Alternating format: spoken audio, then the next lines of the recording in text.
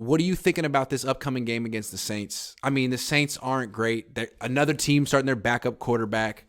But you know the Niners' history this year. They dominate the teams in their division, but they're 2-4 against teams outside their division. They lost to the freaking Falcons.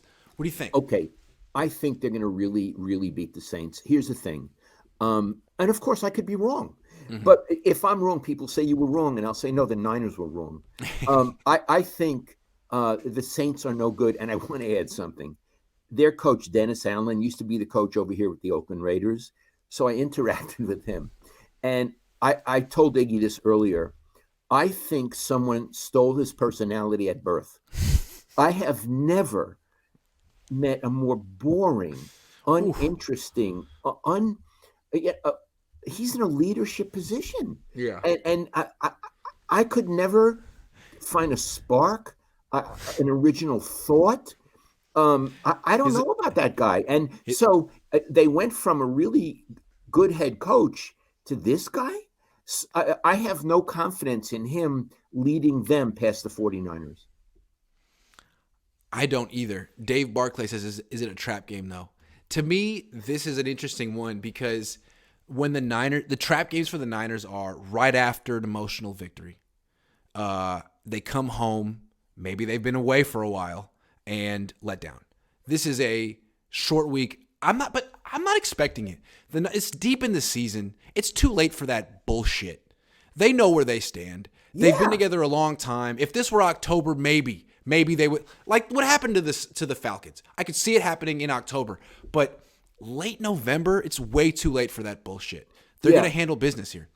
I agree, and I'm not usually a fan of the term trap game, but these are grown-ups. These are professional athletes. They're not saying, "Oh, we really beat the Cardinals, so we don't have to focus on the Saints." Iggy, that coaching staff is doing it right now. They're working right now on the Saints, and these players are going to be very serious about beating the Saints. If they lose to the Saints, it's not because they underestimated them or they were blasé. It's because the Saints beat them, and then that's something to worry about. But that's what I was going to say. If they lose to the Saints, it doesn't really matter why they lost to the Saints. If they lose to the Saints, it's a big freaking problem. That's all that matters. Doesn't matter why. If they lose to the Saints, they have to look in the mirror and say, "Who the hell are we? How did this happen?" And if you and I would talk about it, we would be extremely critical of them if they lose to the Saints.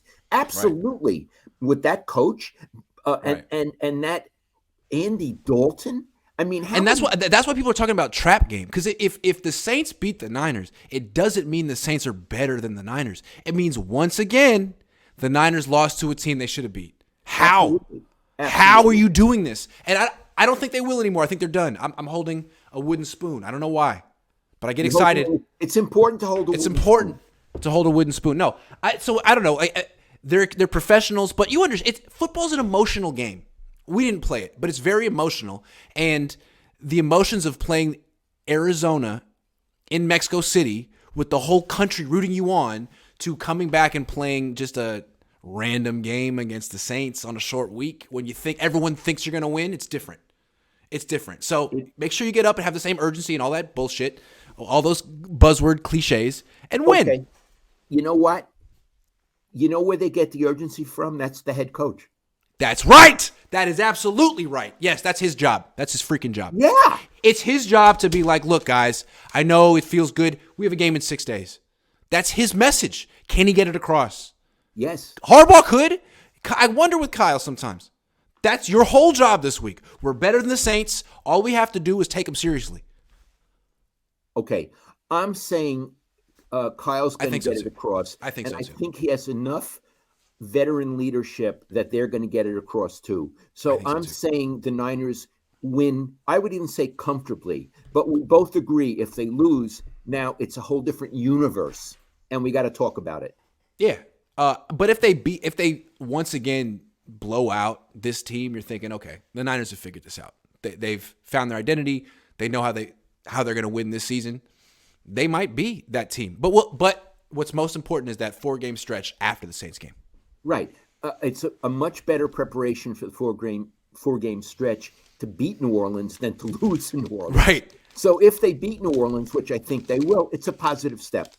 Yeah, it gives them a confidence boost heading into the most important stretch of their regular season, which is good. And Iggy, again, the axiom that you and I always have: a win is a win. Oh, A yeah. win is a win. It's very Oh, yeah. hard to win in that league. It's Right. not like a win over the Saints is not valuable. A win is a win. So if they win, I give them all the credit. And the same token, a loss is a loss. If you Oh, played really well and scored 30 points and your quarterback showed promise, but you lost by 3, no one fucking cares. that's right. A loss is a loss. Loss is a loss. A loss is a loss. It's a very, they have ties in that league, but they're rare. It's a very black and white universe. And it's no matter how well you play, if you lose, you feel like crap and you lost. It goes down on your record, and you have to look in the mirror. And think about the way the coverage changes. The Niners lose by 3. That opens the door for people like us to nitpick and criticize them for 7 days. They win by 3, we got to be real generous. Absolutely, because they won. Got to be real generous. So Yep. it's that big of a deal. Yep. Yep. Antonio says, I know Lowell won't do it, but complete respect why. But Grant, you should do a meet and greet. I wanted to meet you in Mexico. Low-key was looking for you. Sorry, man. A couple of guys found me at the stadium, though. I took a couple pictures. Let's do a meet and greet when the season's over. I'm dragging my tongue right now. I'm tired. Dad, you don't have to go, but I'll do one in Oakland. It'll be a fun time. Tommy says, Cliff Dingleberry is toilet juice and dumpster fire. Cliff Dingleberry's bad. Exactly. Big win yesterday. Tired. Better bring it. Big win. Beyond reasons, ENT says, do you know what happened with the AZ Cards coaches? 2 of them were fired the night before the game for some incident that happened down there. I do not have inside information on that, but I heard about that. You heard? I have not heard about that, Iggy. What It happened? happened. It broke this afternoon. Their run game coordinator got fired in Mexico. He wasn't at the game. They dismissed him. Oh my goodness! Oh my goodness. I'd love to know the story. Whoa! Yep. That's Iggy. That's a team in turmoil. Yeah, that's a team they need to fire their coach. But they extended him this past offseason. Andrew says, what struck me was how well the O-line played. Did Trent Williams change his stances from previous games? You know what was interesting? They had a 20-yard run to the left where Trent Williams lined up in a pass stance. I think maybe they're going to use it against teams. Because think about it. If you have a tendency, all you have to do is break it once or twice for people to be messed up about it. You know? You don't know when you're going to break your tendency. And if you do it once, it can lead to a big play. So good for him. Smart. Kyle is his only worry. Is his only worry. What's your only worry, Dad? In My life? only worry. I don't want to get into it. All right. Well, I think this has been a really good show, Dad. Well, how do you feel about that? We improvised like this. I like improvisation. It sometimes is better than the regular stuff.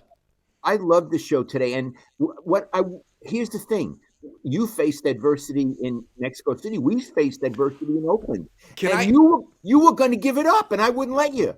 You're right. I appreciate it, Dad. I approached the shadow line and I failed, but you dragged me across it. Can I give you a little update? Okay, so this computer here is the one that died in Mexico. Poor thing. It was working in Colorado Springs, but I don't usually turn it off. I just kind of close it, and I guess it ran out of batteries. So I got to Mexico and it didn't turn on. I thought it was dead. I brought it back and I plugged it in and it turned on. It's alive. And so I guess whatever the electricity current is in Mexico City, it wasn't agreeing with my laptop. I don't know why. It agreed with everyone else's laptop, but it's back from the dead. Thank you, Dad, for giving me but I'll still take care of Mom's, though. I got it. Yeah, the one I gave him is his mom's, my wife's. I don't want to get into it. Yeah. But anyway, this one's back. I got 2 laptops. I don't know what the hell happened in Mexico. I probably just needed a $20 power converter, which my wife told me to look into. Yeah, different current. Hey, my wife called me. She was like, you should talk to the people at the front desk about a converter. I was like, okay, I'll do that. I didn't do it. Oh, you see. You're losing your spunk. I don't want you to lose losing my spunk. Yeah, I don't know. Don't lose your spunk. But, Iggy, do you think before next Tuesday we can work it out so we don't have to do it on the phone again? Yes. Yes, I think we can. The irony is that your microphone is better than mine. I'm going to have a new microphone by next week, too. Yeah, but I don't know what's going on. We couldn't even do it through the computer, which we did for years. So I'm completely flummoxed. I'll come over and I'll set you up. Well, you'll be over here tomorrow night. I'm a technological genius. I can do this. I want to tell you something. Yeah. I really enjoyed your travel stuff from Mexico, but Thank you. I loved it. And you have a very good sense of humor, and Thanks. you're very whimsical and creative in ways that I never was. When was the first time you realized I had a whimsical, crazy sense of humor? Oh, that time in Hawaii. Have we told that story? You tell it. Okay, we were in Hawaii and we were gonna go snorkeling, but we had to practice first in the pool. So we had our gear on, and it was one of these pools where there was like also hot tubs around the side. It was a resort, and all the people in the hot tubs were like, like people in their late 20s trying to like singles trying to meet each other. I was 14. I was like, hey, Dad, watch this. And I walked into one of the hot tubs like 3 in the afternoon, and I just sat there with the full snorkel gear on my face, real serious. And all those late 20s people trying to flirt with each other like looked at me but didn't want to acknowledge me because it was too weird. And you thought that was hella funny. I sat there for a good 5 minutes breathing through my snorkel. And I was sitting there with you. Yeah. And I want to say one other thing. The young people, they were all had drinks. Right. Yes. They all had drinks. It was Yeah. really social. And here you are sitting with full snorkel gear, acting like it was normal. And I was your dad. They probably thought that you were some sort of mentally challenged person. Which I am. I probably am. But that's funny to me. I don't know. It was funny to me. And that's pretty much what I do for a living now. Hussein Lone Wolf said, can I just say before you go, thank you for these shows. This show with your dad is what won my respect. You both keep it unbiased and fair. Happy Thanksgiving. Happy Thanksgiving to you too, Mr. Happy Lone Wolf. Thanksgiving, Lone Wolf. All right. Thank you very much, everyone. We're out. We will see you next week. And I hope we have it worked out better. We will, I promise. Dad, I'll just stay on the phone with you, I guess. Yeah, we'll stay on the phone. All right, Dad. Love you. Love you, Iggy. Goodbye, everybody. And Hold listen, on. How's the elbow? Says Mikey. My elbow's okay. Was my elbow hurt? I don't know. I didn't think my elbow was hurt. All right. But anyway, it's a good elbow.